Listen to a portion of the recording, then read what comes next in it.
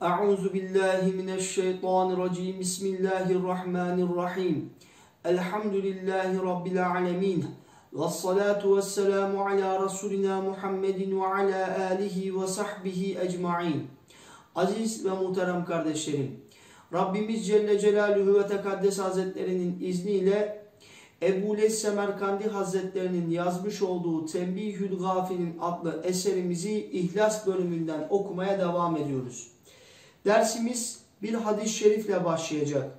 Hadis-i şerifi Ebu Hureyre radıyallahu anh naklediyor. Anin Nebi sallallahu aleyhi ve sellem ennehu kal. Muhakkak ki Peygamber Efendimiz aleyhissalatu vesselam şöyle buyurdular. Yahrucu fi ahiriz zamani akvamun. Ahir zaman geldiğinde bir takım insanlar zuhur edecek. Bir takım insanlar çıkacak. Bu insanlar yahtilûne dünya biddin. Dünyevi menfaatler uğruna, dünyevi çıkarları uğruna dinlerini satacaklar. Yani ye'huzûneha. Dünyayı alacaklar, dini bir kenara bırakacaklar. Onların derdi Kur'an olmayacak. Onların derdi İslam olmayacak. Onların derdi dünyevi makam ve mevkileri, menfaatleri, şanları, şöhretleri, paraları, pulları ve servetleri olacak. Onların tek derdi olacak. Yani ye'huzûneha. Dünyayı alacaklar, dini elinin tersiyle bir kenara atacaklar. Onların derdi din olmayacak. İşte onların özelliklerini anlatıyor Allah Resulü. فَيَلْبَسُونَ لِبَاسَ جُلُودِ الطَّعْنِ. Onlar giyindikleri zamanda koyun postlarına bürünecekler. Minellini, insanlara hoş, güzel, sevimli, masum gözükebilmek için. Allah Resulü burada mecazi bir anlatım uyguluyor.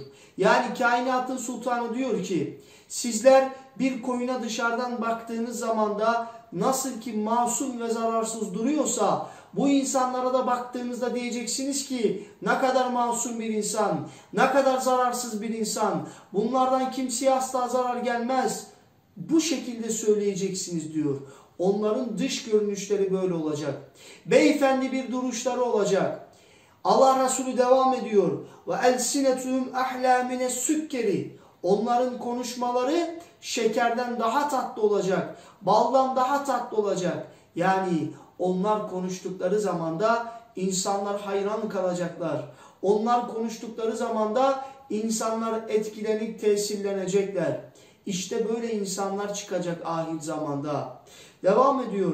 Ve kulubuhum kulubuz ziabi. Kalpleri kurtların kalbinden daha kötü olacak. Görüntüleriyle beyefendi duruşları olacak. Masum duruşları olacak. Konuşmalarıyla binlerce insanı etkileyip ağlatacaklar belki. Binlerce insanları kendilerine hayran bırakacaklar. Ancak o insanların kalpleri kurtların kalbinden daha kötü olacak. Yani her türlü haset, her türlü fitne, her türlü kötülük bulunacak kalplerinde. İşte böyle insanlar zuhur edecek. Şimdi kardeşlerim, size soruyorum. Allah Resulü asr-ı saadetten bizlere haber verdi. Günümüzde böyle insanlar var mı yok mu? Sayıları çoğaldı. Sayıları inanılmaz derecede arttı. Duruşuyla beyefendi, konuşmasıyla birçok insanı etkiliyor. Fakat kalbi o kadar bozuk ki Kur'an'a sataşıyor, İslam'a sataşıyor, ehli sünnete sataşıyor ve birçok insanı adeta arkasına takıp cehenneme doğru sürüklüyor. Böyle insanlar yok mu? Sayıları giderek artıyor, giderek çoğaldı. İnsanların alim vasfıyla vasıfladığı, sözde alim kişiler, insanların hoca diye vasıfladığı sözde hoca kişiler, insanların şeyh diye vasıfladığı sözde şeyh olan bu kişiler, dilleriyle, duruşlarıyla insanları kandırmadılar mı? Halbuki kalplerinde her türlü pislik, her türlü yobazlık yok mu? Günümüzde böyle insanların sayısı çoğalmadı mı? İşte Allah Resulü asr-ı saadetten bizlere haber verdi. Dedi ki ey ümmeti Muhammed, yolu benim yolum olmayanın, çizgisi benim çizgim olmayanın diline aldanmayın, dış görünüşüne aldanmayın. Kimin yolu benim yolumsa, kimin çizgisi benim çizgimse ehli sünnet ve cemaat çizgisi ise işte onların yolundan gidin diye Allah Resulü bunları anlatıyor. Rabbim Celle Celaluhu anlamayı nasip eylesin. Devam ediyoruz hadis-i şerife. Peki Efendimiz diyor ki Allahu Teala bunlara şöyle diyecek. Yekulullahu, Allah diyecek ki Ebi taftarun, bana mı güveniyorsunuz? Bana güvenerek mi kendinizi kandırıyorsunuz? Yani Allah Celle Celaluhu şunu diyor.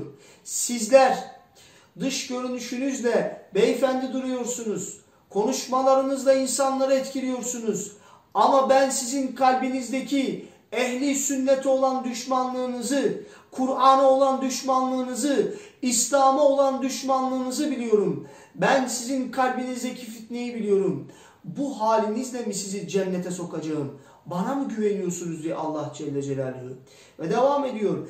Em aleyye tecteriün. Yoksa sizler bana karşı cüretkar mı oluyorsunuz? Kibirli mi davranıyorsunuz? Siz kimsiniz? Allah diyor ki febi haleftu.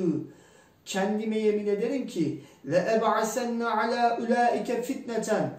Onların üzerine öyle bir bela musibet göndereceğim ki dış görünüşleriyle beyefendi durup, dış görünüşleriyle masum durup, konuşmalarıyla binlerce insanı etkileyen fakat kalpleriyle İslam'a, Kur'an'a, ehli sünnete düşmanlık yapan o kişileri var ya, öyle bir belaya düçar edeceğim ki içlerinde bulunan tada'ul hakime la akle fiyâ hayran, içlerinde bulunan akıllı kimseler, hikmet sahibi kimseler, ehli sünnet çizgisinden giden kimseler onların başına gelecek olan belayı gördüklerinde şaşırıp kalacaklar. Şaşırıp kalacaklar. Bunu Efendimiz Aleyhisselatü Vesselam bizlere asr-ı saadetten haber verdi. Rabbim Celle Celaluhu ve Tekaddes Hazretleri hadis-i şerifi anlayabilmeyi bizlere nasip eylesin.